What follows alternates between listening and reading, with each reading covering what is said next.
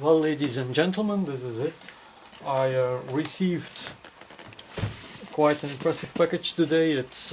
I will weight it in a moment, but I would really like to know how much it actually weighs. It's a monument, and monuments usually are heavy. It's the Vandal. The title is actually on the outer box. No, it's not the title. It's the words which make up the title of the book are on the box. Groot Woordenboek, Nederlands, van on top here. Yeah, there's one word missing, I think. Oh yeah, it's down here. It's down here. And it's very often known as the Dikke Vandalen because it's the biggest they have. It's the Vandalen Groot Woordenboek van de Nederlandse Taal. I just received it and I'm going to open it and see what this gives us. Of course, you need a pair of scissors to be sure that we don't damage anything in the inside, because it's rather expensive. Right? The normal price is 179 euros. 179 euros. That's not a large price, but you could order it. You could get it for pre-order at 149 euros, and let's say that's 150 euros, and that's very interesting because my first one was in 1985. That was actually the 1984 edition. And that 1984 edition costed 150 euros too. So it's still the same price as it was 30 years ago. You can't say that it became much more expensive. So what do we have here? We have a box and we open it, and apparently in the box there seems to be another box. Okay, the easiest way to open it is to... Yeah, you have to be careful. I don't want to damage anything.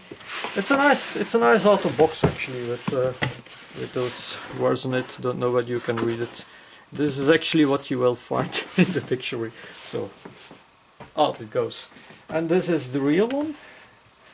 It's they have put something in it to protect it a bit, I guess. It's nice. It has a nice look. When I saw it at first, I thought that they would have used a kind of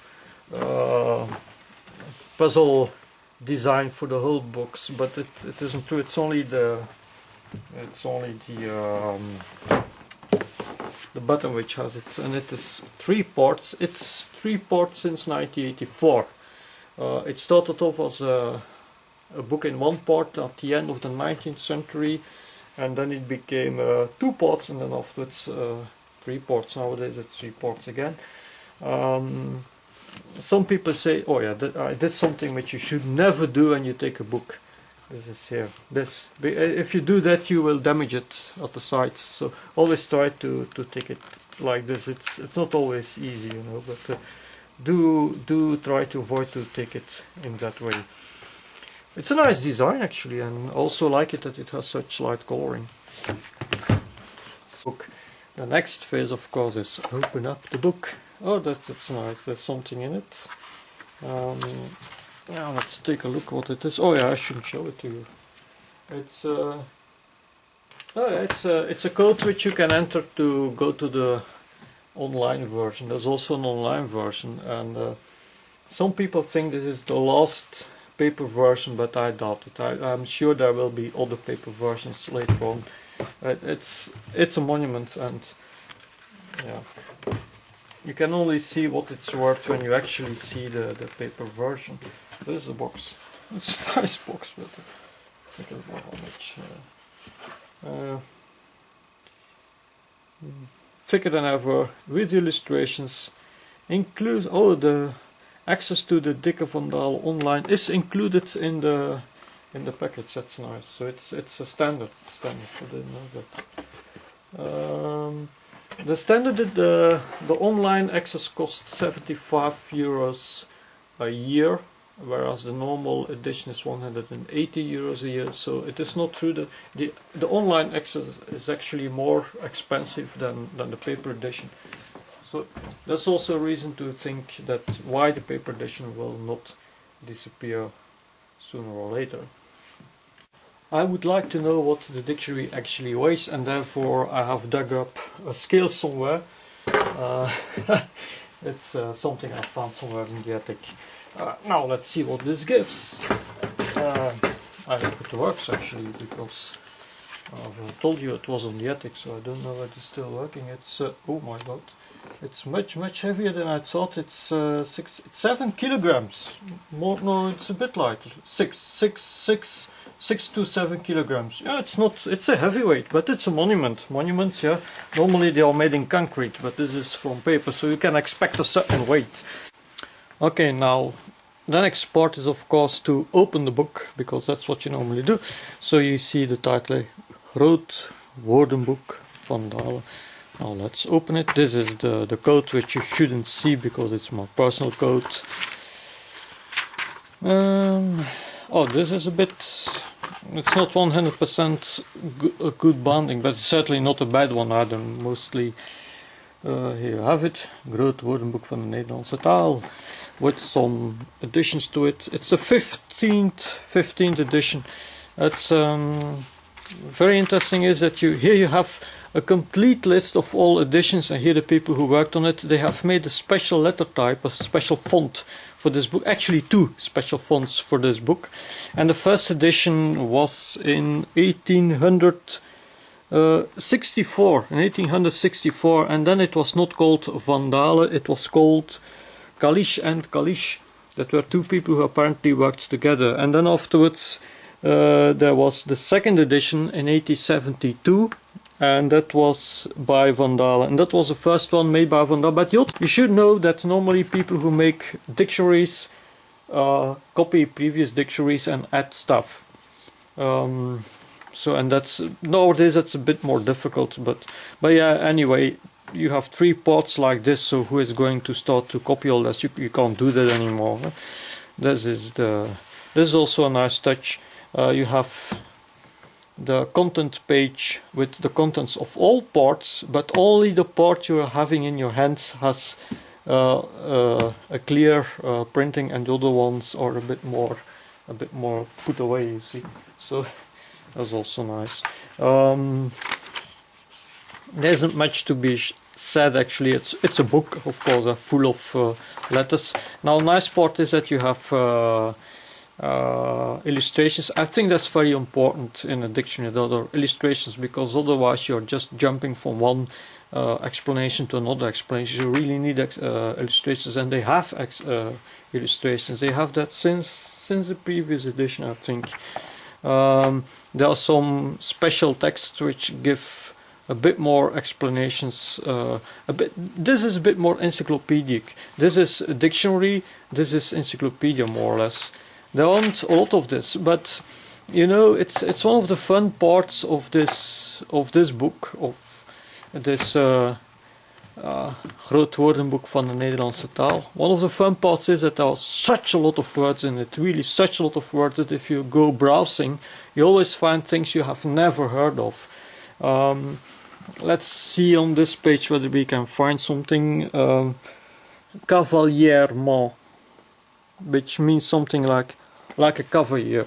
Never heard it, or didn't know that it existed in Dutch, and it's full of words like that. Now, I'm a translator by profession. I translate from English to Dutch, French to Dutch, and German to Dutch, which means that I have a rather broad vocabulary, and I get in touch with lots of words, and French and English, which is interesting because Dutch came from German, and you have lots of influence from French, and the last 50 years or so also from English, and I'm still finding words I've never heard in a book like this.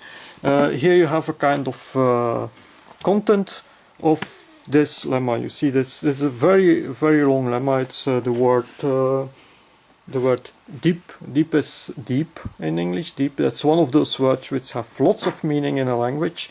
And so what they have done, they have put a kind of mini content page in it, which is a very nice touch.